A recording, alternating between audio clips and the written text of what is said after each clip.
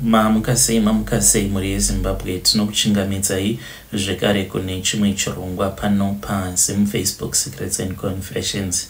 Tadzoka zvekare nemamwe messages. Regedzai tibva tapinda mumamessages edu atadzoka takakubatirai zvakangooma hazvo vedu we. Hanzi makadi zvenyu mukoma ndinokumbirawo kuti munge muchindiposterawo nyaya yangu makavikawo chitupa changu.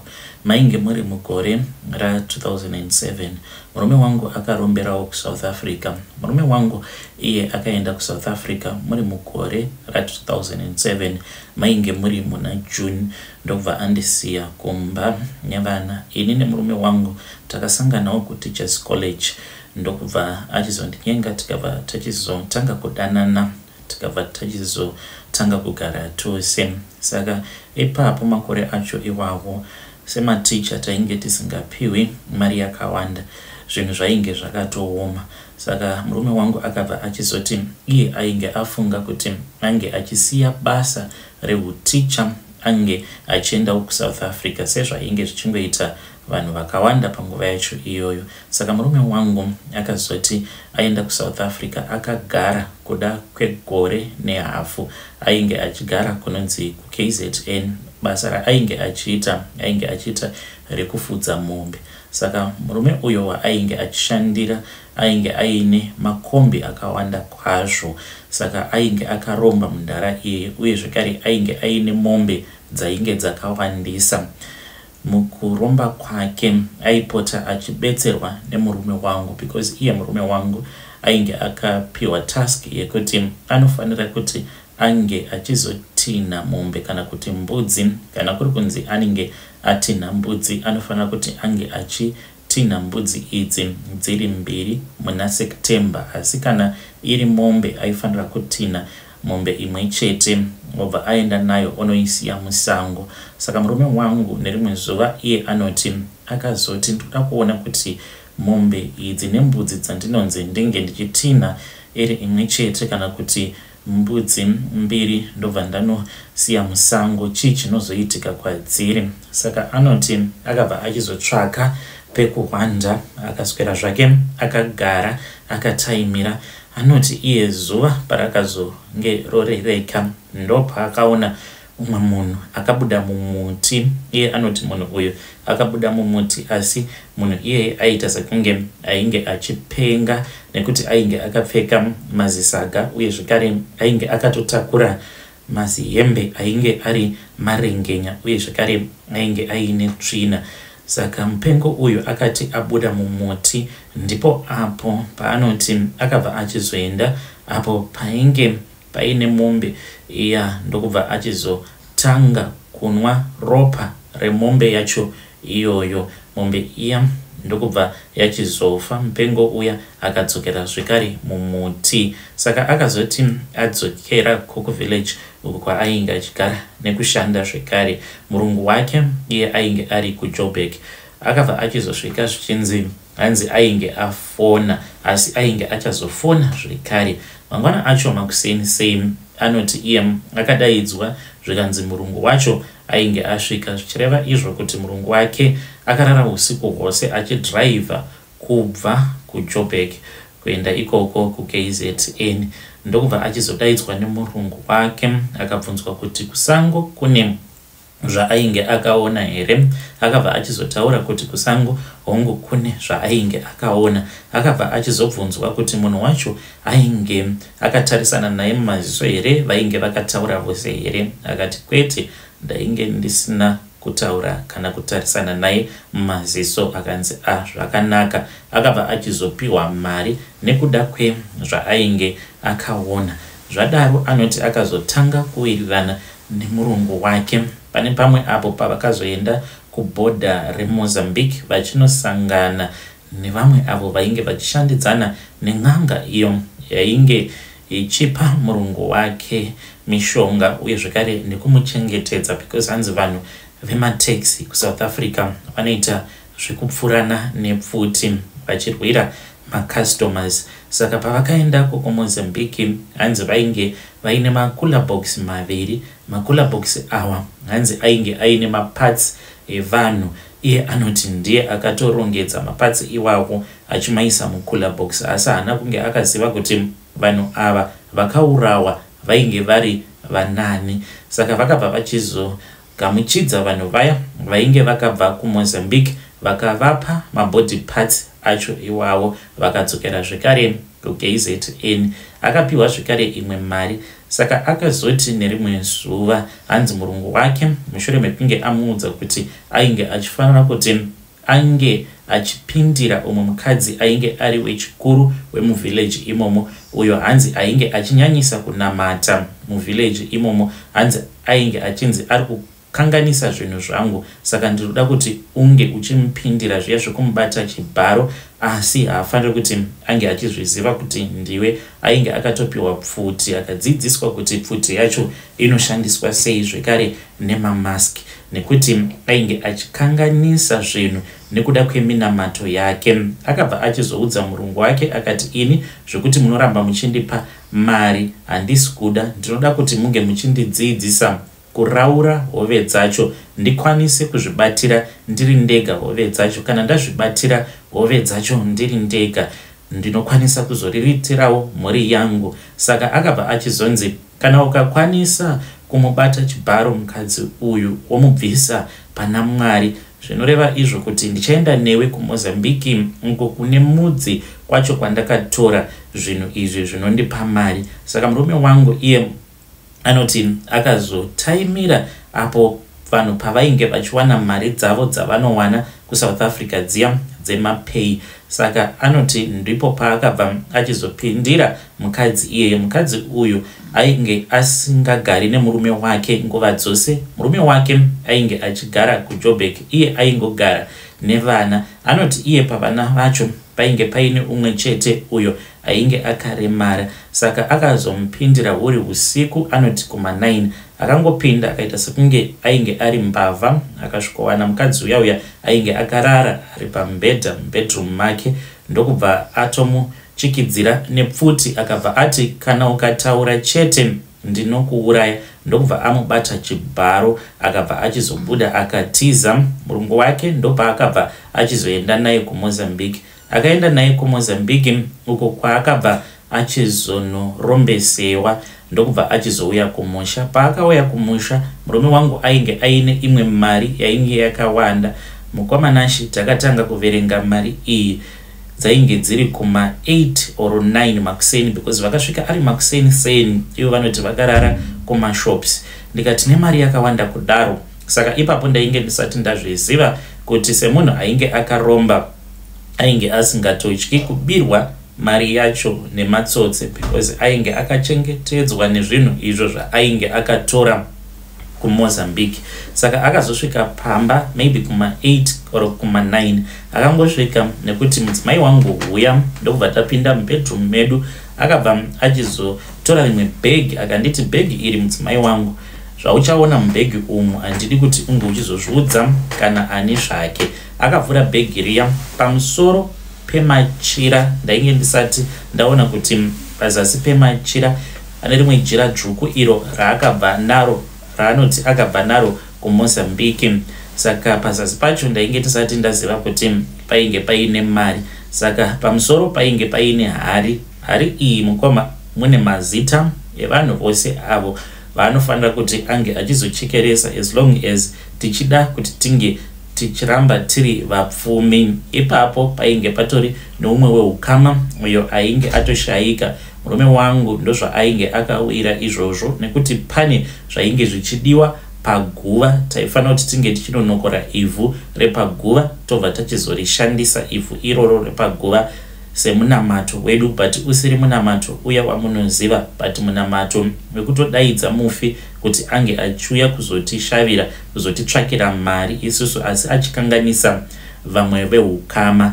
Zvadaro murume wangu akati andiudza kuti hari yaifanira kuti inge ichizoshanda sei. Ndopaakabva achizovhura mucheka uya, akanditi mucheka uyu mupete mudzimai wangu, upete zvakanaka uisapo. Ndikabva ndachizoratidzwa pawaifanira kuti unge uchizogara, and haufanire kuti unge uchirohwa nezuva, unofanira kungogara uri panzvimbo panenge paine rima, asi kana hwava usiku hazvina basa, kunyange mumba muine light tinokwanisa kuuburitsa. Mucheka uyu murume wangu iye anoti kana aine mudzimai uyo waanenge achifambidzana naye anokwanisa kutounza mukadzi iyeye, ini ndinongoronga rwendo rwangu ndobva ndambobva pamba, mukadzi uyu anobva atounzwa pamba, saka anotanga awaridza mucheka asati azowaridza mashitsi nemagumbezi, zvichireva izvo kuti vanorara pamusoro pawo mucheka iwoyo mutsvuku usiku hwose. Iniwo zvekare mhiko dzangu ndedzekuti kana ndikada kuunza chikomba, murume wangu anofanira kuti ange achinditendedza, nekuti tinoshandisa vanhu avo vatinenge tichifambidzana navo. Murume wangu anongorongawo rwendo kana kuenda kumaini, because tine maini, kuitira kuti asazondiona ndine chikomba. Saka murume wandinenge ndichirara naye ndinenge ndichimutorera zvipo izvo zvinenge zviri paari. Kana kuri kunzi anenge aine chipo chauvhimi chinenge chiri paari, kungorara chete kwaanenge achiita neni, ndinenge ndichitomutorera chipo ichocho. Anozongova munhu wekuti anenge ava kungoshanda, asi mukushava kwose kwaanenge achiita mari yose inenge ichiuya kwandiri, ndo maitiro awo atinoita mari. Saka murume wangu akanditi rongedza mucheka uyu, ndikabva ndachizotevedzera ndikaita sezvaainge andiudza. Ndakadzoka ndikagara pasaidi naye, ndokubva achizonditi mudzimai iyi imari. Akabva achizoti tinge tichiburitsa mari yose yainge iri mubhegi. Mari iyi yainge yakawandisa mukoma, kana iro bhegi racho maremero arainge richiita. Ndaitofungidzira kuti maybe mainge muine mudziyo uyo wainge urimo. Takabva tachizoisa mari iya pambedha, ndokubva tachizotanga kuiverenga. Mari iyi mukoma hatina kukwanisa kupedza kuiverenga nezuva rimwe chete. Mari iyoyo takaiverenga mazuva akati one day, tingorimo mubedroom chete tichingoverenga mari. Takazoti tapedza kuverenga mari iyoyo mukoma yainge ichitodaridzira 1 million rands. Akabva ati kwandiri, mudzimai wangu, iyi ndiyo mari yandakabva nayo kuSouth Africa yekuti tinge tichizotanga upenyu, tiri kufanira kuti tinge tichitanga business redu. Ndikabva ndati it is okay. Takabva tachizotsvaka prazi, takatenga plot redu, takazongoenda tichingowedzera mahectares. Saka titori nemaprazi tinoita zvekupfuwa huku, nguruve, mombe. Saka nekufamba kwenguva mukoma, vanhu mudzinza vakazotanga kufa, kudzinza remurume wangu. Saka zvakabva zvachizonobata mwana wehanzvadzi yangu. Saka hanzvadzi yangu iye ainge achienda kungotsvuku. Kungotsvuku uko akabva achizonoudzwa kuti hanzvadzi yenyu inozviziva, garai nayo pasi, musingaiti zvekunetsana naye, asi achakuudzai chokwadi chose icho chaanoziva pane zvose zviri kuitika pamwana wenyu. Saka muroora akazongouya pamba achipopota achiti kana mwana wangu akangofa muchazviona chete, ende nyika yose kuda kuti ndinge ndichiizivisa kuti imimi muri vanhu vakaromba. Akangoti achingobuda muroora achidzokera kumusha, murume wangu akabva ati uyo afaniri kuti ange achisvika kumusha, nekuti kana akangosvika kumusha tikamutendedza kuti ange achisvika kumusha, zvinoreva izvo kuti achaudza munhu wose kuti izvi ndo zviri kuitika. Saka nemurume takabva tachizowirirana kuti aifanira kuti ange achizofa. Vakaita accident. Muaccident iyoyo vakafa vari vaviri, vainge vakagara kuback seat zvikatovharana. Zvadaro mukomanashi ndo patakabva tachizopindira hanzvadzi yangu, because kuchechi ainge ava kungogara achingoudzwa tukunyaya twakasiyana siyana. Saka takabva tachizosarudza kuti aifanirawo kuti ange achizofa zvekare, ndokubva ashayika. Takazosara tokwanisa kuwana mukana wekuti tinge tichishandisa mwana wehanzvadzi yangu sezvainge zvichidiwa nezvinhu zviya. Asi vehukama mukoma havana kuzorora, vakaramba vachingofamba. Asi ipapo zvinhu zvedu zvainge zvava nesimba, zvainge zvava kukwanisa kuti vhikira. Zvaiti kana kuri kunzi vehukama vakafamba vainobondera, vobva vaudzwa vanhu vasiririvo kuti uyu ndiye ari kuzvikonzeresa. Saka nemurume takabva tachizosarudza kuti tinge tichienda kun'anga, because n'anga yacho yekuMozambique yakazotendeuka, ndo dambudziko riripo. Pakazosvika mamishinari kumusha kwavo, hanzi ndokubva achizosarudza kutendeuka, n'anga iyi ikabva yachizorasa mishonga. Saka murume wangu paakazoendako kuMozambique, murume wangu akaenda kuMozambique mainge muri mugore ra2018. Zvinhu pazvakamboita sekunge zvinoti netsei, because kumaini kwedu kwainge kwava kugara kuchionekwa nyoka dzedzi dzinogara pasi pevhu dzisingabudi panze, dzaigara dzichingoonekwa kumaini. Saka kumaini hakuna chainge chava kubuda mukomanashi apa, nemari dzatainge tichiburitsa dzainge dzakawandisa. Saka murume akabva ati pano maimvana ndava kutombodzokera kuMozambique. Akabva achizodzokera kuMozambique. Paakadzokera kuMozambique, anoti akasvika akaonawo kuti n'anga iya yainge yava kuita zvekunamata. Ikabva yati kumurume wangu, kana uchida unokwanisa kutendeuka. Takabva tati izvi hazviiti, tava kutsvaka imwe n'anga. Saka takazoenda kuZambia. Taenda kuZambia ndipo patakabva tachizosangana nevamwe sekuru, ende tainge tiine mafoni numbers avo atainge takapiwa. Takabva tachizotaura navo sekuru vacho ivavo, ndokubva tachizobetserwa tikapiwa mishonga yatakapiwa yekuchinja zvikwambo kuti zvinge zvichizokwanisa kushanda zviri mudare mavo sekuru ivavo. Tikauya tikashandisa mishonga iya. Tadzoka kuZimu, mwana ndopaakabva achizotanga kurwara. Tikadzokera zvekare kuZambia tichida kuziva kuti kochii chainge chava kukonzeresa kuti mwana ange achirwara saizvozvo. Zvimwe kuda painge paine munhu ainge atiitira go back to sender.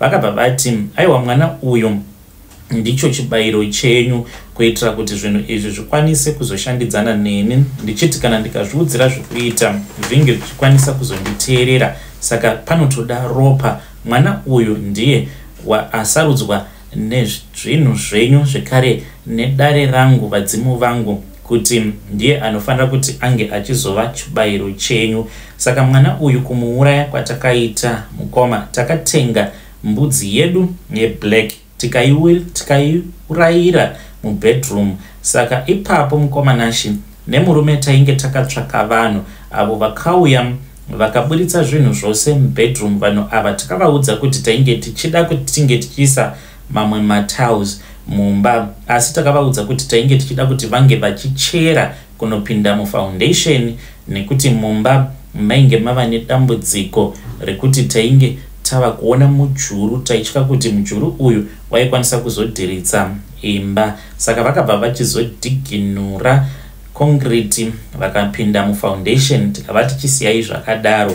Mukomanashi isu nemurume takazotenga mbudzi yedu tikaiurayiramo mubedroom. Mbudzi iyi mukoma takangoikandamo mugomba iroro, rakasiya racherewa nevanhu avo vainge vauya pamba pedu kuzoisa matiles. Nemurume takapinda busy tikakanya concrete. Izvi takazviita neusiku. Vana vainge vasipo, tainge tiri vaviri.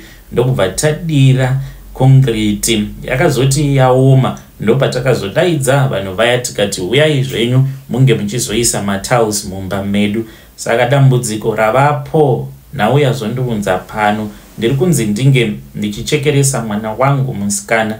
Mwana wangu uyu mukoma ndanga ndisiri kuda kuti ndige ndichimuchekeresa, nekuti sandizvo zvatainge takawirirana nen'anga yedu yekuZambia. Ivo vakati pavana tichangochekeresa mwana umwe chete, kuitira kuti zvinhu zvedu zvinge zvichizotifambira nekusingaperi. But iko zvinozvi mwana uyo watakauraya tinonzwa achichema ari pasi pembedha, nekuti mubhedha wedu takauisa paposition pazasi pacho ndipo patakaviga mbudzi iya. Saka ndipo patinonzwa mwana achichema. Handichaziviwo kuti tozvifambisa sei. Kana ari semurume wangu, iyewo ava kutoita sekunge anopota achirasika njere. Kana mukamunzwa achitaura, zvaanenge achitaura zvacho hazvitombonzwisisiki. Kana mukaposta nyaya yangu, ndizivise ndichange ndichizotevererawo ndiri mucomment section.